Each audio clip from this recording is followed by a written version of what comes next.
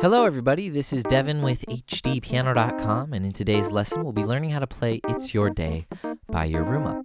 It's a beautiful piece, and I'm excited about this lesson because as I was doing my research, I realized that most of the existing resources on the internet for this one are just not accurate. I think they're misassigning a lot of the notes to the wrong hands, thus making it quite a bit more difficult to play than it really should be. Not to say it's an easy piece, but I believe I came up with a transcription that is a lot more musical and a lot more playable. So I'm excited to share it with you guys. Now, I'll talk about all that in just a second here. I just want to show you what we're doing in this video. It looks like this. 3, 4.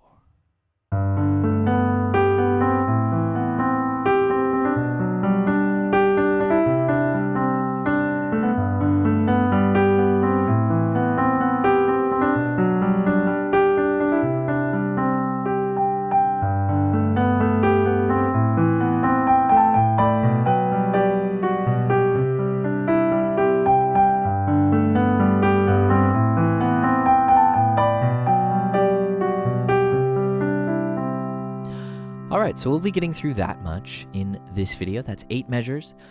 It's kind of the main theme. It reoccurs throughout the entire piece, and we're calling it Section 1. But the rest of the sections, the entire piece, including a performance, can all be found over at HDpiano.com, so I hope you can join me there after this if you're not there already. Now, before I dive in, just a quick question. What is your favorite setting for listening to the music of Yiruma? I feel like it's such soothing, peaceful music. I'm expecting a lot of you to say like studying or winding down at the end of the night. Anyways, comment below with your answer. Okay, let's dive in. Real quick, I just want to address a couple of the major differences between this and other resources.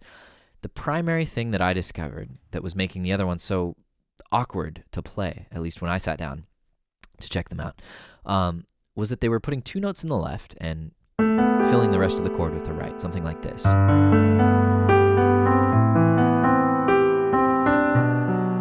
Right? And this particularly matters for that G and A minor.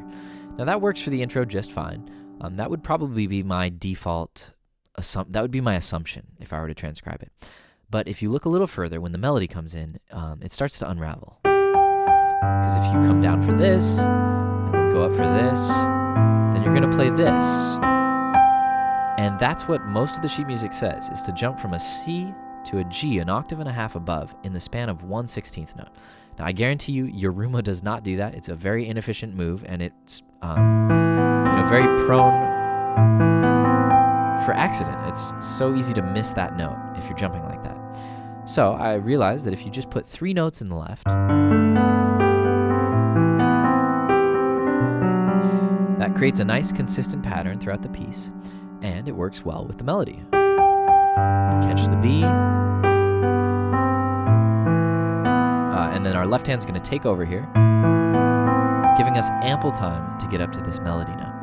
Now that alone was a huge change, but as I continued on with my transcription, I think I made a lot of necessary adjustments, so I'm excited to get started. Let's get started.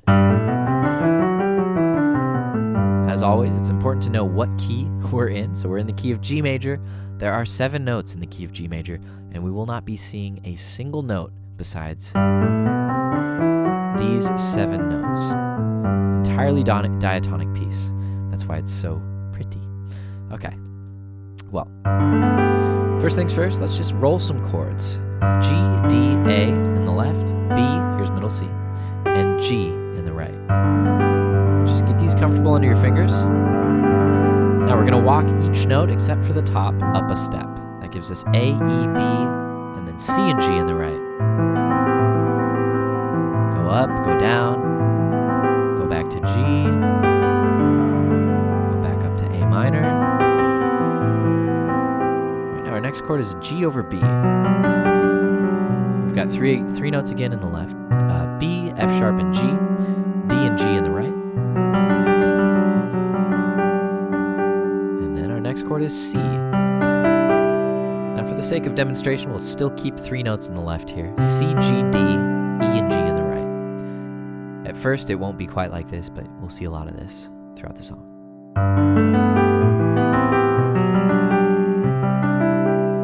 All right, if you can do that, you're halfway there. It's very patternistic, and it's just derived from these 3 chords. Diatonic 1 chord, 2 minor, the 1 chord over its 3rd, and then 4 major. So if we add a little rhythm,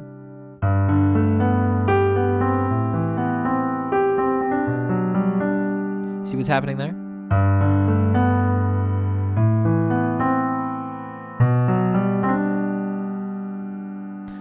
Pretty nice. We're just rolling up the first notes of the chord, and then we're hitting a G, back to the thumb, going up a step, doing it again. Up another step, and we'll grace note into this D. And again, up a step. And here's where it changes in the first measure. So we have 8 notes in the left, just C and G. All upbeats in the right. 16th note upbeats, that's E, D, C, D, grace note into B. So really slow from the top.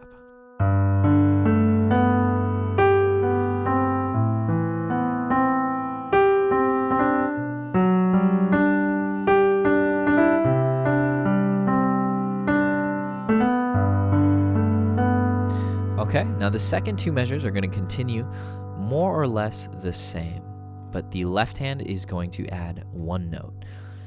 So first we're gonna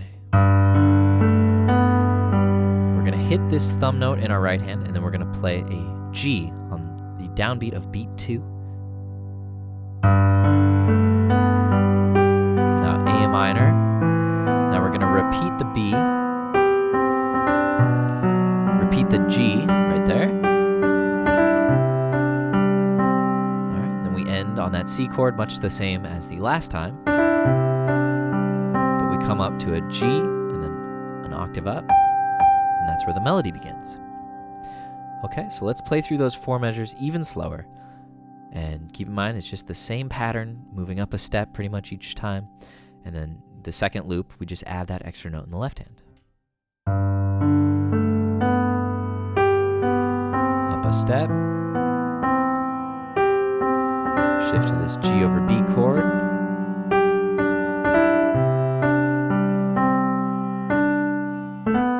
Again, and G. And B. And G. Melody, G, G, G. Okay, so we play that melody, and then we have a second or so to get back down. So 4 E and a, 1 E and a, 2 E and a. That was identical to the second loop. The only difference is our thumb went to A, repeated A instead of G in the left hand. A. Now here, notice my right hand's ready to catch the melody, and my left hand did this. And actually what I would do is use my thumb. So we play those 3 notes, and then we inch up once more to this middle C, and then our right hand grabs the melody.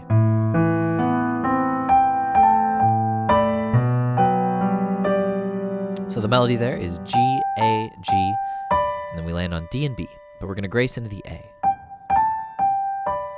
Like so. And at the end of that measure, left hand plays A, and we land on B on the next downbeat. So we have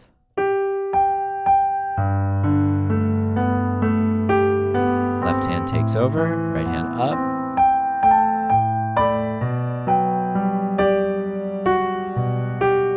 And here is that C chord I was talking about, right? 3 notes in the left, landing on E in our thumb. So what happened after where we left off? So we're going in 6th, D and B, and then on the next upbeat, B and G, and then we're landing on G and D. And in this time span, left hand goes 1 E and a, 2 E and a, 3 E and a. Again. 1 E and a, 2 E and a, 3 E and a. So we play our usual thing, and then on the end of 2 we catch a B, and then C, G, D. Now at the end of this measure, C, G, D, and 4, E, and G, C, C, G. And we do that while we catch the melody once more with our right. Like so. Okay. We're almost done. 2 more measures left, and they're pretty much identical to what we just learned. Check it out.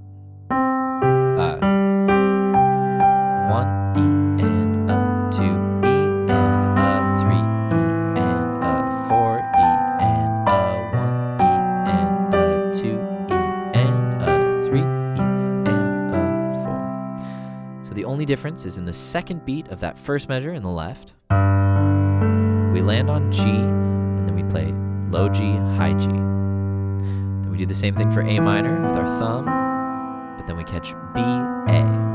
So it's just a little less active. B, A, and then this is the same. B, and then same here, but we land on a C on beat 4. Okay, so I think that's all, and the right hand is the same.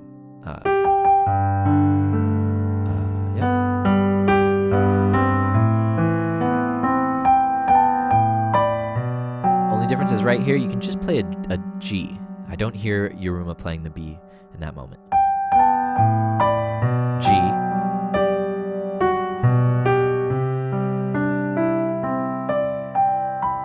All right, that carries on into section 2, which we'll be learning a little bit later over at HDpiano.com. Now I'm gonna just play through those 8 measures once more at a nice slow tempo so you guys can, slowly start to play along.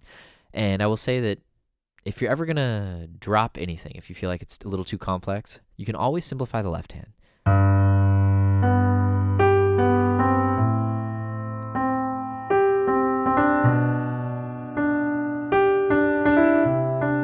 Right? It sounds a little vanilla. Not that it wasn't pretty vanilla to begin with, but it really takes away the flow, but it still sounds musical. So that would be the place to start. The right hand should be preserved as much as possible, but if you need to simplify the left. All right, here we go from the top, nice and slow, and I'll count along. 3 E and 4 E and 1, 2 E and 3, 4 E and 1, 2 E and 3 E and 4 E and 1.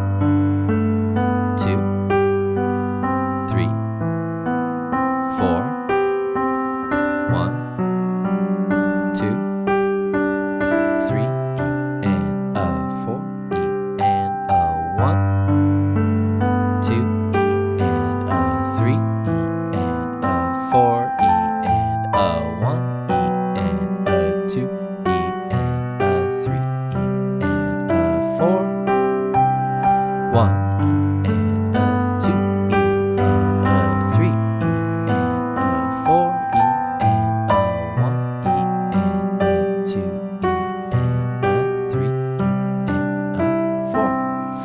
All right, guys, great work. It's a beautiful piece, a lot of great pianistic stuff in here, and it's my pleasure to be sharing it with you guys. So I hope to see you over at HDpiano.com. For the rest, my name is Devon, and while I have you here, if you wouldn't mind liking and subscribing on YouTube and following us on Facebook, Instagram, Twitter, that way you'll be in the know about all of our upcoming lessons. We'll talk to you guys soon.